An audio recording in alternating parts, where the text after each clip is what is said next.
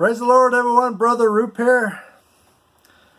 I'm at home today, Christmas holidays, and we are in the book of Acts, chapter 10, verse 11. Continuing the story of the bringing the Gentiles into the church. It starts with Cornelius having a visitation by an angel who tells Cornelius that his prayers and alms had been received by God and noticed by God. And he tells Cornelius to send his men to Simon the Tanner, where the Apostle Peter was kind of hiding out. A lot of people say he wasn't, and I'm, ad-libbing on that. I just,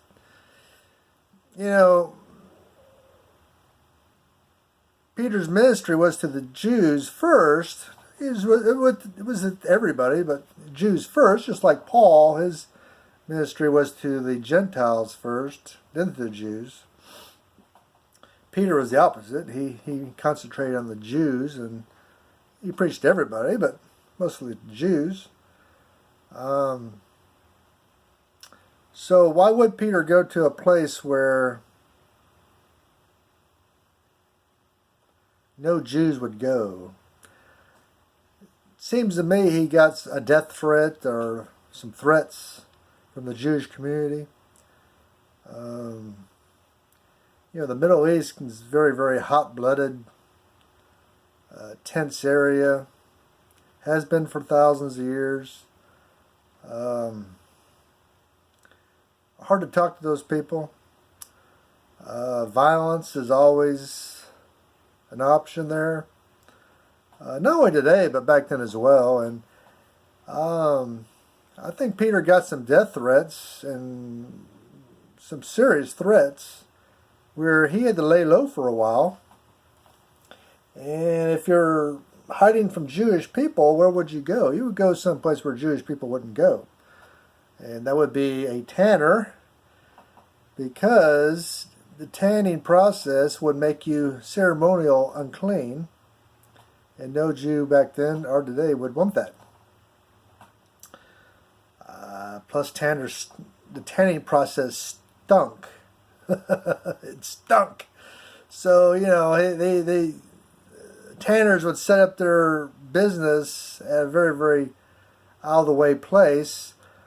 Simon the Tanner had his by the seashore, which was a good place for a tanner, because you always had that sea breeze blowing, a constant sea breeze blowing. I don't know if you've ever been to the beach or by the ocean, you always got that sea breeze, that constant breeze blowing off the water. Because, unlike land, there's no windbreaks or mountains or trees or, houses to break the wind. So it's a constant flow of air. And a tanner would like that, to blow away the stink. Because the tanning process stunk. And, of course, it produces a lot of waste as well. And he would need some place to drain that waste, like the ocean. Or in this case, the Mediterranean Sea. But anyway, you can hide from man, but you can't hide from God. So the angel told Cornelius exactly where he could find Peter. He was at Simon the Tanner's house. And verse 11, we are at Acts chapter 10, verse 11. And he saw heaven opened, and a certain garment being held by four corners.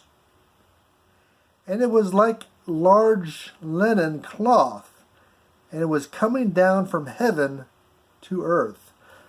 I'm not reading from the King James today, I'm reading from the Aramaic. I have the Aramaic Peshitta New Testament translation by Janet Magera. I've got 3 different translations, but I'm using this one because it's more convenient. So he saw heaven opened, and that's that's common language of the day.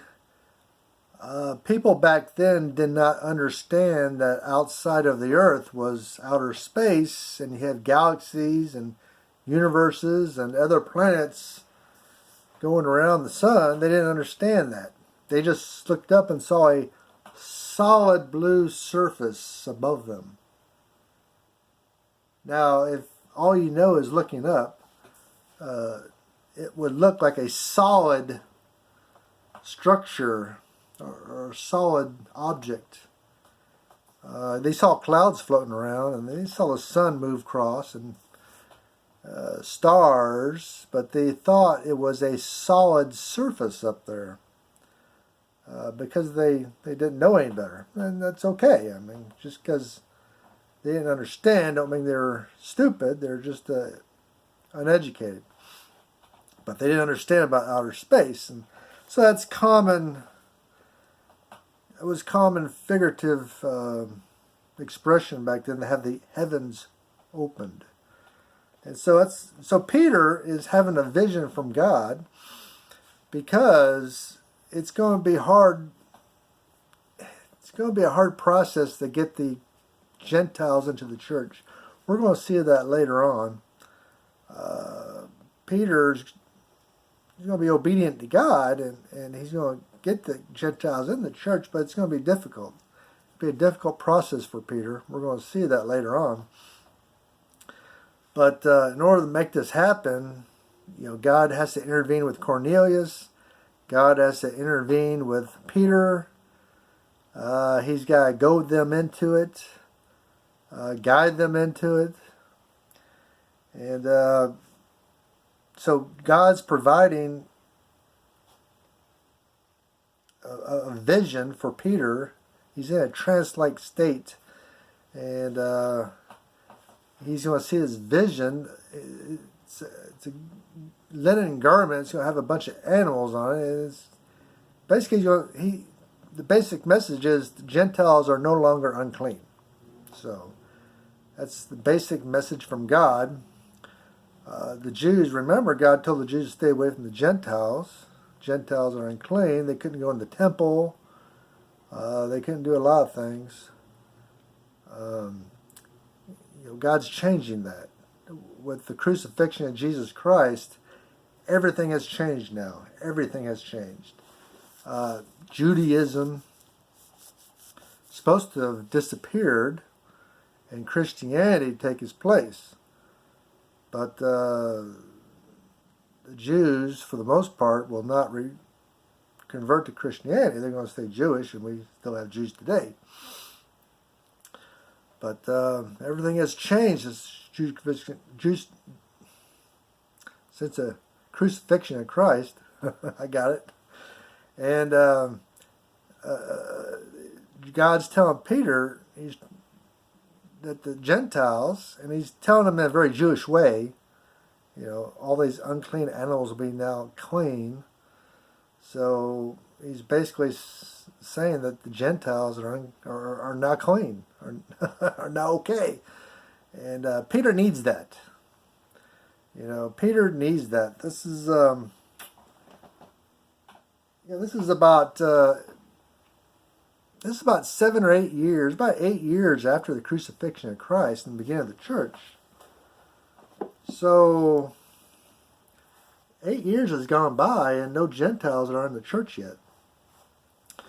The Jews have, the Samaritans have now, and now it's time for the Gentiles. 8 years has gone by, and it's time. It's time. And God's saying it's time, and God's telling Peter it's time. And because it's going to be a difficult process for Peter, God's providing a trance-like vision that he could fall back on and get courage from. And God's intervening. He's going to bring the Gentiles in the church, and after that, the church growth will just take off. It's just going to take off and change the whole world. And I'm so glad it did. Thank you.